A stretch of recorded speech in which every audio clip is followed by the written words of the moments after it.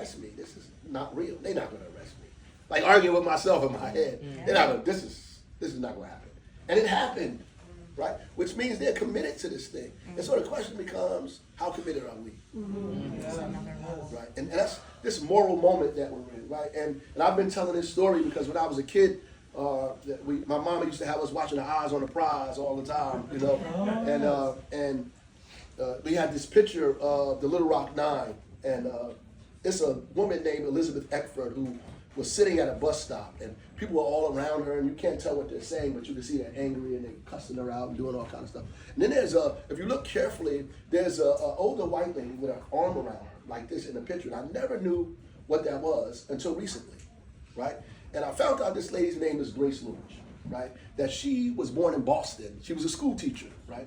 And in fact, she was one of the ones who fought for a case that used to say that women who worked full-time as school teachers couldn't have a husband. So she I mean, just bizarre stuff, right? So she fought that case, didn't win, people won later, but moved to Little Rock in 1955 and moved into a community that was integrated, right? And made a decision that day, to protect Elizabeth Eckford from all of the stuff that was going on, right? She got on the bus with her. Two guys tried to get on the bus. She pushed them off the bus, right? She rode with her to her home and made sure that this girl got to her home safely.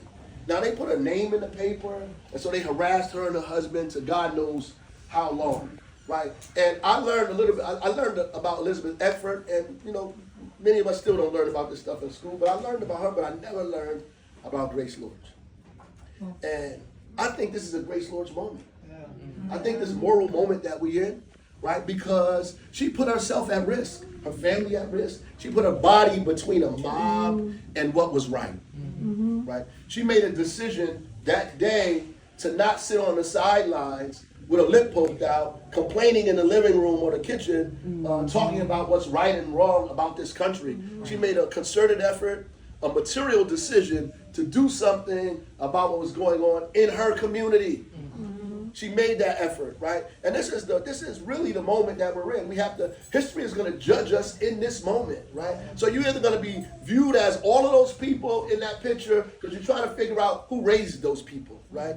All those people in that picture who are cussing, who are pointing, who are angry, or you're going to be remembered as Grace Lord. Somebody will find out about you and the things that you've done to protect the vulnerable, to stand up for those who are being attacked, to put your body and your ideas in the way of fascism